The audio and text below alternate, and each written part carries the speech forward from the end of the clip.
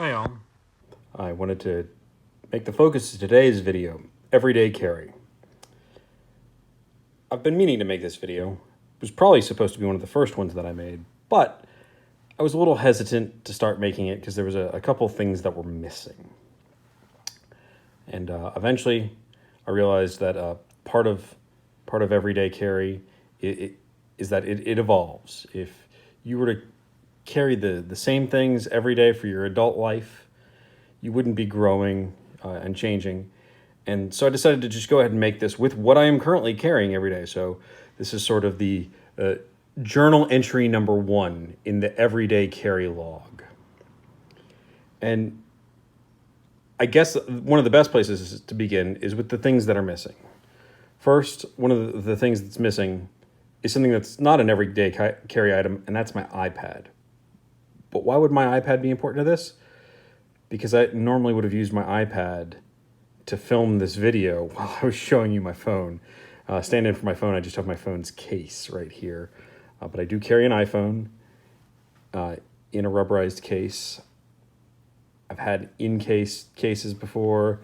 I don't honestly even know what make this is, but it's just a very simple rubberized sleeve that fits around it. The next thing that's sort of a stand-in is this knife. I used to have a Queen Cutlery stag handled knife. It was very nice, and it went into a seat cushion somewhere.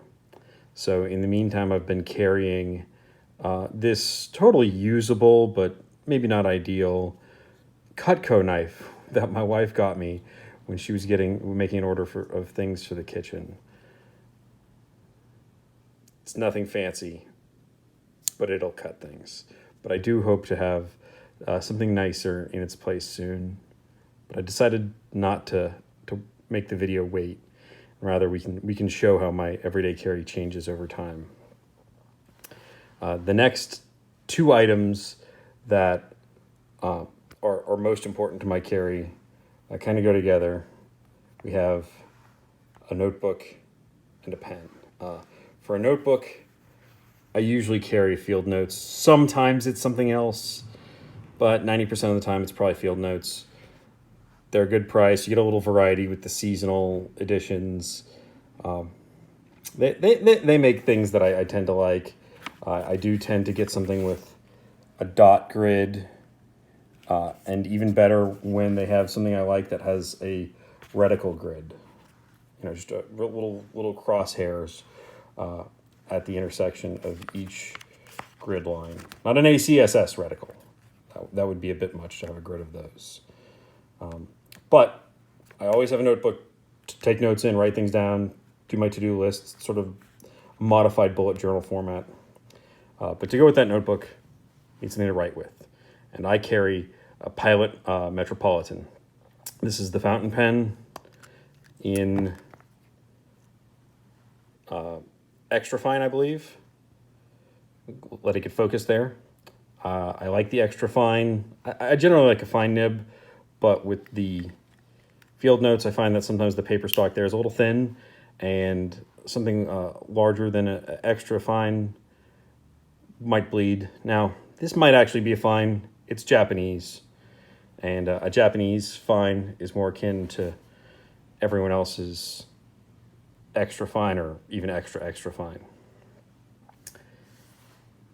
The next thing that I do tend to carry is an Eyeglass cleaning cloth. This is actually a packet that had 2, but one of them went missing. This is something that I carry and lose frequently, but I haven't found that any one is particularly better than any other. So I don't stress too much about losing them, other than this is something I would usually just pick up as a giveaway, freebie at conferences. And we haven't really been having those in the COVID world. The next thing that's always with me is my watch. That is a 1960s Omega Seamaster. I've been using that for more than 5 years now, more than 6 years maybe even. Mechanical watches are a beautiful thing in that they don't require a battery. As long as you move, they move. Your body powers them. And really a fine piece of machinery. And it's almost always on a NATO strap. I've got green and blue right now. St. Patrick's Day is coming up, so I decided the green might be nice. Next thing I always carry is my wallet. I'm not going to open it up. You all know what a billfold looks like on the inside, but this is about a 10-year-old Coach Water Buffalo wallet. And the Water Buffalo really it's a fantastic material to have a wallet. It patinas so nicely, and just having it in your pocket actually polishes the Water Buffalo. This is a real classic that I'm thrilled to have. It's lived up well, held up well, continues to live. I think the only wear on it that's really noticeable is where it folds at the top on the thin edge. There's a little bit of wear right there. Plenty of life still left in it. Even the other edge still looks great. So the weakest spot has a little bit of minor wear. After 10 years, that wallet easily has another 10 left in it. The next things that I carry are my keys. On my keys are the Through Night BSS W1 flashlight that y'all saw the review of, a leather key lanyard that my wife and my daughter gave me for Father's Day. It's upside down, but I'm sure you can parse out the phrase on there, and if you know where that's from, well, then you're a dork like me. Then the next thing, it's usually on my keychain, but I took it off right now to highlight it in this video, is this little multi-tool. This is very frequently used daily, I'd say. The main use, it's got a bottle opener on it. It's titanium. Well, at least they say it's titanium. The magnet on the flashlight does stick to it, so I do imagine that there's some ferrous material in there. But it's probably got a titanium coating. It's held up really well. It's really strong, so I don't have any objection.